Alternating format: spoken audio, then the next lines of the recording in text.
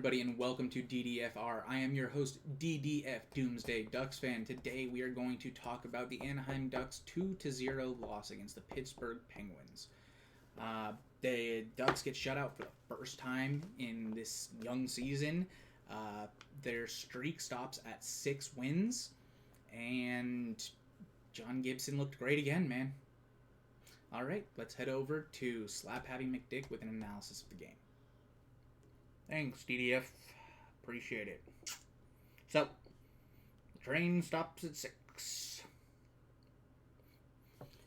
Ducks offense could not get it past Tristan Jarry and Holmberg, who comes in out of fucking nowhere. Like, jeez, who even is this guy? Ugh. Man, you would think that they would just find a way to break through, get one through. They just kind of were fighting it tonight on offense. It was a bit disappointing to watch. The passes were there. They just couldn't get it through. Like, Pittsburgh did a good job of blocking shots, getting in lanes, but they had their opportunities, couldn't finish. And that's been an issue with the top line for a while now. Terry has his hat trick, but other than that, there hasn't been a whole lot of production off the top line. Again, it hasn't been a big issue because the second line of McTavish, Strome, and Vetrano has been absolutely nuts. They've been amazing. McTavish is him. We found out he's him. Yeah, this dude is potentially a franchise player, which is crazy because we have potentially 2 franchise players in Carlson and McTavish. But only McTavish is putting up points like it. Leo has 3 goals in 8 games, 4 points in 8 games. It's a bit of a fall off from the pace that he started with, but I'm telling you, man, once this top line stops fighting it, this team, they're going to win every game. Well, not every game, but they're going to be winning the majority of their games if this top line just stops fighting this offensively. And the struggles with the top line aren't just made up. Like, they got shut down last game. Last game, they just didn't have a bunch of opportunities. They really, really didn't. Like, they were 3 of the bottom 5 forwards in expected goals on the team. You're the top line. Can't have that, man. Can't have that. There's got to be something that they can do to help spark them. Zegras is just kind of struggled. I know that Cronin has talked about getting his feet moving. That's an option. I don't know, man. It seems like they're so close. They're just like a page off from each other. Once they're on the same page and they're reading the same thing, they won't be broken like Gibson here. Speaking of John Gibson and being broken, he's not. Gibson is not broken.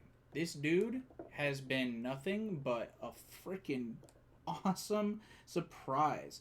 Ever since he, it looked like he lost the crease, he's been a monster, man. The last 2 games, he has been nothing but amazing. The game against Pittsburgh, he did everything to keep this team in the game. He let in 1 goal, and they scored an empty netter at the very end of the game. After an empty netter was called back for offsides, the Ducks had opportunities. They played well at the very end of the game. They played like a team who wanted to win at the end of the game. They need to play like that throughout the game. Again. Painful year. This is going to be a learning year. Let us not get that confused. But I see this tendency. You gotta show up for the entire game. The Ducks tend to take off like a period's worth of the game where they just look sluggish and slow, and you gotta be able to maintain your pressure, maintain the push. Make it so they're playing on their heels the entire game. Don't give them a second to breathe. Physically, the Ducks were great. They out-hit the Penguins a ton. But, again, the Ducks got outshot, the Ducks got outpossessed, and their top line struggled. This is an issue, and again, we're only 12 games in. We are only 12 games in. The Ducks are 7-5. We're 12 games in. There's time to fix this. There's time to spark this line. You got less than 7/8 of the season left. Got to make something happen. All right, back to you, DDF. Thank you for that input, Slap Happy. The Ducks did hang around the entire game. It was 1-0 until about the final minute, and then they got the empty netter. The Ducks had an opportunity, but they could not get it. They were even given a second chance when the empty netter that was originally scored was ruled offsides. The Ducks could not push through and get a goal in to tie the game. It is unfortunate, but not incredibly worrying. They won 6 games in a row. They take on the Flyers next.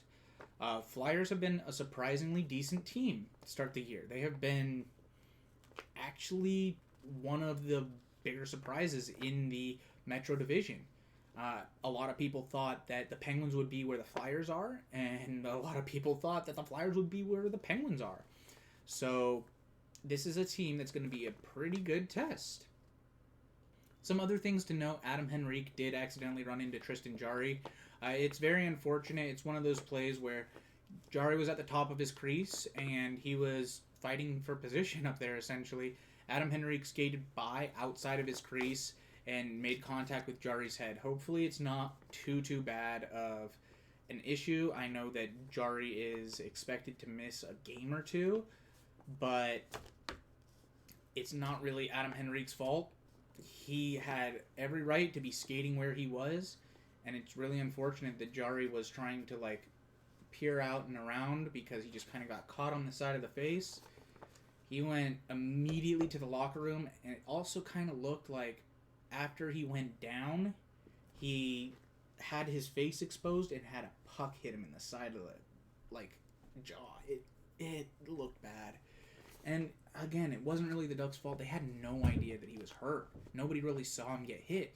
The Penguins didn't even jump Adam Henrique because they didn't realize what happened, and I don't think they even went after him after it happened. Once they realized, oh, Adam Henrique hit him, they were like, oh shit, yeah, that fucking sucks, but he didn't purposely do that. He literally was just skating in front of the crease to cause a scream. It's a really unfortunate situation, and I hope Tristan Jarry's okay. That about wraps up everything I have to say on the Ducks game against the Penguins. They do play against the Philadelphia Flyers on Friday, the 10th of November at 7 p.m. Pacific Standard Time, 8 Mountain Time, 9 Central, and 10 Eastern. The game should be on Bally Sports West for anybody in Southern California. The rest of the country, you are looking at ESPN+. Again, like I said, it's going to be a tough game. We'll see if the Ducks get Carter Hart or if they get what's his name?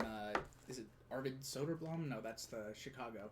Either way, Ducks played against the other goalie last time.